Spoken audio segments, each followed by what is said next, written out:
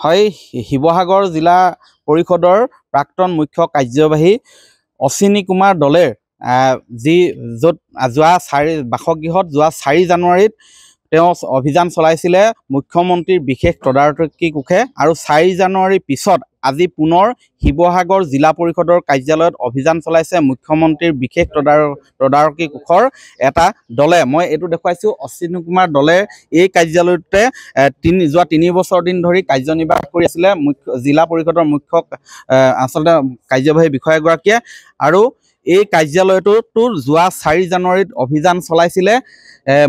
এই অশ্বিনী কুমাৰ দলেৰ বিৰুদ্ধে আছে আয় বহিৰ্ভূত সম্পত্তি থকাৰ অভিযোগ, আয়ৰ পৰিমাণতকৈ সম্পত্তিৰ পৰিমাণ অধিক বুলি অভিযোগ আছে আৰু সেই সন্দৰ্ভত ইতিমধ্যে 1/2025 এটা গোচৰ পঞ্জীয়ন কৰি থৈছে মুখ্যমন্ত্ৰীৰ বিশেষ তদাৰকী কোষে আৰু তাৰ ভিত্তিত যোৱা 4 জানুৱাৰীত অশ্বিনী কুমাৰ দলেৰ শিৱসাগৰ জিলাৰ শিৱসাগৰ কেন্দ্ৰীয় বজাৰৰ সন্মুখত থকা বাসগৃহত অভিযান চলাইছিলে, সমান্তৰালকৈ গুৱাহাটীৰ বাসগৃহত অভিযান চলাইছিলে আৰু অশ্বিনী কুমাৰ দলেৰ নিজাৰ যি বাসগৃহ ধেমাজিৰ গোগামুখত থকা বাসগৃহত অভিযান চলাইছিলে। সেই 3টা স্থানত অভিযান চলাইছিলে যোৱা 4 জানুৱাৰীৰ দিনজোৰা অভিযান চলাইছিলে আৰু তাৰ পিছত আজি পুনৰ শিৱসাগৰ জিলা পৰিষদৰ এই কাৰ্যালয়টোত অভিযান চলাইছে। ইয়াত ইতিমধ্যেই 1 ঘণ্টা সময় উকলি গৈছে। ইয়াত সোমাই আছে বিশেষ দলটো আৰু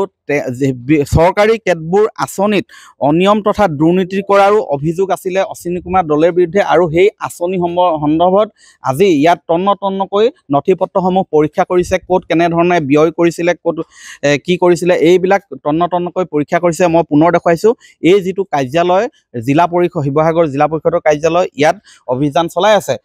এইখিনিতে আমি জনাব বিচাৰিছোঁ যে যোৱা 22 ডিচেম্বৰতে এটা অসম চৰকাৰে এটা নিৰ্দেশনা উলিয়াইছিলে। সেই অনুসৰি অশ্বিনী কুমাৰ দলেক শিৱসাগৰ জিলা পৰিষদৰ মুখ্য কাৰ্যবাহী বিষয়া পদৰ পৰা তেওঁক বদলি কৰা হৈছিলে আৰু বৰ্তমান অশ্বিনী কুমাৰ দলে কিন্তু শিৱসাগৰত নাই। আমি জানিব পাৰিছোঁ যে অশ্বিনী কুমাৰ দলে BTCৰ তেওঁ সচিব হিচাপে ইতিমধ্যেই যোগদান কৰিছে আৰু তেনে অৱস্থাতে শিৱসাগৰ জিলা পৰিষদৰ এই যি কাৰ্যালয় জিলা পৰিষদৰ কাৰ্যালয়ত চলাইছে অভিযান।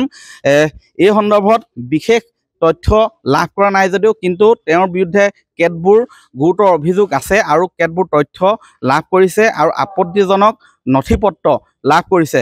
যোৱা 4 জানুৱাৰীত আমি দেখুৱাইছিলোঁ যে যদিও দিনজোৰা অভিযান চলাইছিলে শিৱসাগৰৰ তেওঁৰ কাৰ্যালয়তে হওক বা বাসগৃহতে হওক নগদ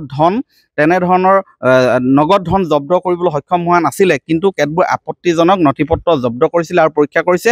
তাৰ পিছত আজি পুনৰ এই শিৱসাগৰ জিলা পৰিষদৰ কাৰ্যালয়ত অভিযান চলাই আছে মুখ্যমন্ত্ৰীৰ বিশেষ তদাৰকী কোষে। আপুনি বিচৰা বাতৰি পাব কেৱল নিউজ 18 এপত। নিউজ 18 এপ ডাউনলোড কৰিবলৈ স্কেন কৰক এই QR কোড। গুগল প্লে ষ্টৰতো পাব এই নিউজ 18 এপ।